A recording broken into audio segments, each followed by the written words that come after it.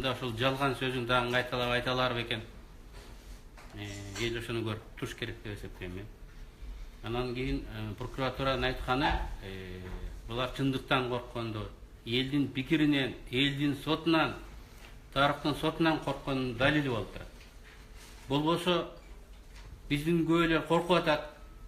Алардын өңүн эл көрүп койбосун. Эл көрсө тойдо болобу, батада болобу, көчөдө болобу, бетиң жок акмак экенсиң деп айтат деп коркуп атышат. Маевский менен Мойдунга эми түшүнүктүү. Алар КТРдан кайра сүйлөп Россиясына кетет. Эми ол жерде калган адамдар ушинтип коркуп атса керек да, эл бар, журт бар депчи. Ошондуктан мен пикиримди айтып атам. Мен эмнени айтып атам? Менин пикирим. Ген прокуратуранын сунушуна баа берип атам. Өзүлөрү баарын көргөзүп, таратып коюп, бүгүн алардын өңүн элге көргөзбөшмүш. Элден коркот экен. Аларды сактайт экен бизге. Ошол жалган жала жапкан адамдарга, бийликке, демилгечилерине кошо эл бүгүн баа бериш керек. Тарых сөзсүз баа берет. Мен ага ишенем. Бирок алар бүгүн энчисин алыш керек.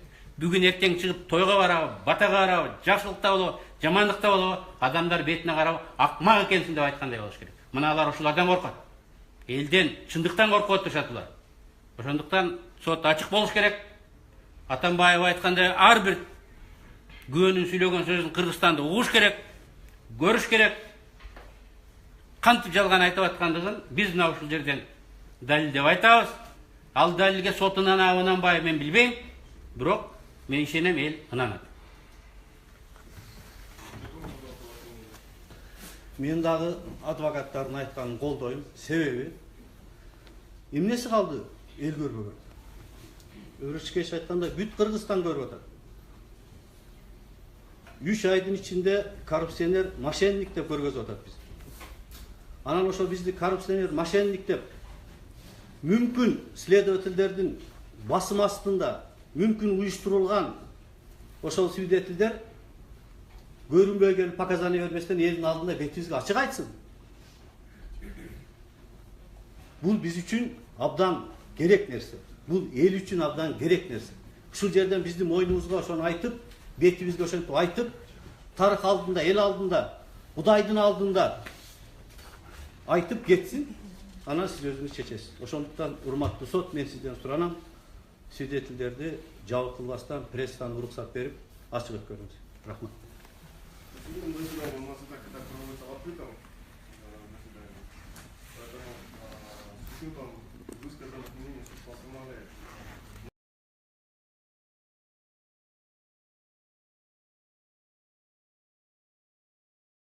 В соответствии со статьей 67 Уголовного процессуального кодекса вам разъясняются ваши права и обязанности. Вы имеете право ознакомиться с протоколом судебного заседания, вносить в него замечания, дополнения.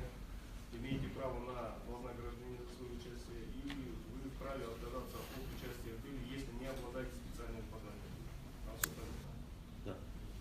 Переводчик отводов не будет, что ли? Есть отвод. Дело в том, что мы хотели его вызвать в качестве свидетеля. В связи с этим мы заявляем ему отвод. Так как в ходе следствия были масса нарушений, об этих обстоятельствах как раз он находился в ходе следственных мероприятий, и как раз мы хотели его опросить по этим обстоятельствам. С этим мы заявляем ему отвод. Мнение сторон по заявлению. Сейчас. Ваша честь, я полностью поддерживаю своего коллегу, потому что в действительности в ходе следствия, предварительного органа следствия, данный товарищ принимал участие. Вот. Есть масса разногласий в материалах дела. В связи с этим мы будем заявлять в следующем ходатайство о привлечении его в качестве свидетеля, дополнительным свидетелем будем его привлекать. Поэтому в этой части я полностью поддерживаю коллегу своего, и считаю, что это должно быть удовлетворено. Полностью поддерживаю. Поддерживаю заявление. Поддерживаю коллегу. Подсудимые, ваше мнение относительно У нас переводчик. Мен биринчиден судья bir нерсени тактап алышыбыз керек. Бүгүнкү процесс орусча өтөбү, кыргызча өтөбү? Мен Текебаев, Кыргыз Республикасы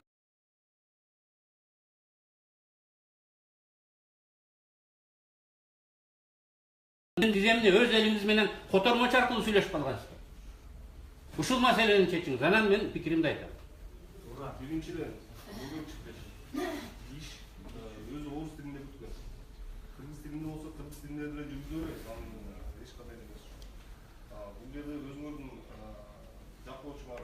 Орусча жакшы, кыргызча жакшы сүйлөп бере алышабы? Сүйлөйбүз. Эгерде ошончолук зарылчылык жок болсо, кыргыз тилинде деле жүргүзө беребиз аны эмес. Мен кыргыз тилинде өтүшүн талап кылам. Мындайда биринчиден, Ошону чечейин. экинчиден, иш материалдарында орус тилиндеги документтер бар, аларда кыргыз тилинде которуш керек. Ошон үчүн котормочунун буякта катышы зарыл. Котормочу керек, мен каршы эмесмин. Анткени эки орус тилдүү чет элдик граждандар бар. Алар менин сүйлөгөн сөзүмдү мындай угуш керек. Алар да биздин сүйлөгөн сөз. Но калганыбыздын баарыбыз кыргызбыз да. Түшүнүктүү. Котормочуга баш тартуу жок. Жок, котормочу абдан маанилүү күбө, анткени абдан көп кырдаалдар болгон. Мисалы, иш бүтүп тааныштырган күнү эле тергөөчү 13-үнө чейин бүтүш керек. Бизге ошондой жогору жактан тапшырма түшкөн. 13 майга чейин деп. Таанышсаңар, таанышпасаңар да биз 13-үндө өткөрөбүз. Жогору жактан ошондой көрсөтмө бар. Бизде график бар деп айтканын. Мен уктум, адвокат укту, тергөөчү укту. Биздин айтканыбыз эмесе эмес, күбөнүн айтканы менин оюмча бул абдан маанилүү көрсөтмө болуп эсептелет. Ошондуктан мен күбө катары катышып беришин өзүнөн да сурайт элем.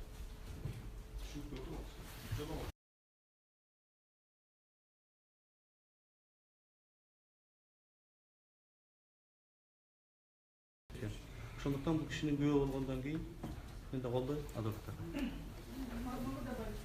Он будет свидетелем не только по этим обстоятельствам, но и по другим. Поэтому мы запрашиваем его допрос в качестве свидетеля. Сейчас сначала часть ответа. Пожалуйста, мы возражаем, поскольку будучи предупрежден на заведомо ложный перевод, выполнял свою работу, и по этим основам может быть запрошен как свидетель, мы возражаем на этот вопрос.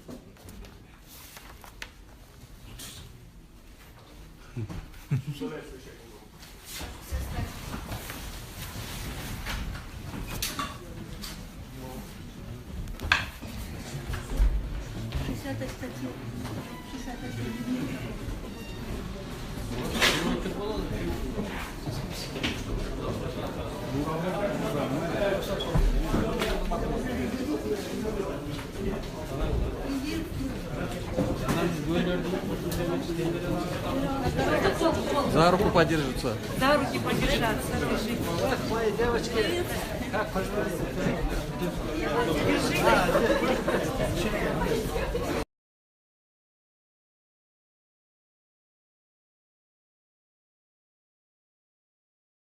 болуп тура турган болсо, эл чындыкты угуп, баарындай көрөт, өзүңүздөр көрдүңөр, бийлик ошондо коркот. Как видно, что тихо, сейчас. Радионун киришинен чачышат.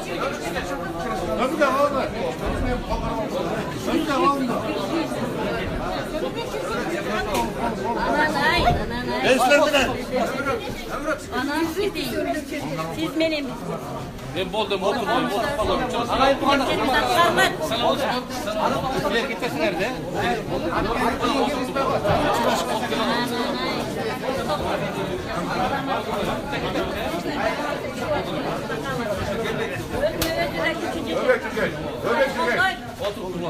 Orada